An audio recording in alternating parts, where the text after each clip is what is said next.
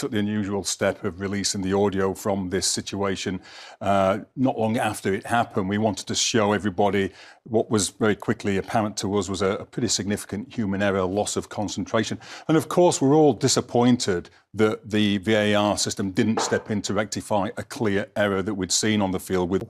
So you got to he's there, he's in the seat. He could be managing Chelsea in an FA Cup final. Yeah. Do you know how privilege that is, and what a position that is, and he would have been dreaming of it for when he started his coaching career. And he's got a group of players. Listen, Manchester City, they are the big bad wolves at the moment. They are the team to beat. But he's right. Chelsea have turned up in big games. If anything, this group of players, when they get that little bit of fear in them, Stevie, they seem to they grow. Some players can do. Some groups of players can do it against everyone. Some groups of players need to get a bit of fear in their bones, and I think Manchester City will certainly do that. And you never know. You never know on a day. I think anything could happen. The last time they actually beat Man City was in that 2021 Champions League final. They played each other 13 times since, and they haven't managed to beat Manchester City in those games. Stevie? Yeah, well, listen, not many teams have success against Manchester City, especially under Pep Guardiola, but Joe will tell you, and Jermaine, in the FA Cup final, the magic of the FA Cup, anything can happen. You can get a red card, games can twist and turn. But this team and this performance that I watched today has got a much better chance than the one I've watched for the majority of the season. And I was really impressed with his interview there. Callum was really calm, really normal, and it's important he's just himself. Yeah. Be yourself, don't change. He doesn't have to go and try and be someone else that he's not. Just be yourself, take each day as it comes.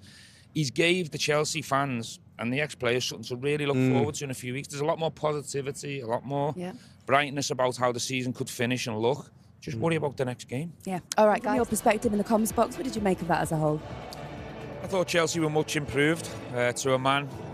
People will talk about the goal, the winning goal, and you get the headlines for that. But I think across the board, the structure of the team was better. There's a lot more fight, a lot more passion within that. I thought Callum's got his game plan spot on. Leeds, I think, will go away from this game full of regret, really, that they never really got going till the second half. And they had one good chance either side of the half, but it's not enough in a semi-final if you want to knock Chelsea out of this cup. Callum now, that's his third game in charge across 2 spells as interim manager. And we were talking just before we had to go to the break and before the interview with Sanchez, with Robert Sanchez.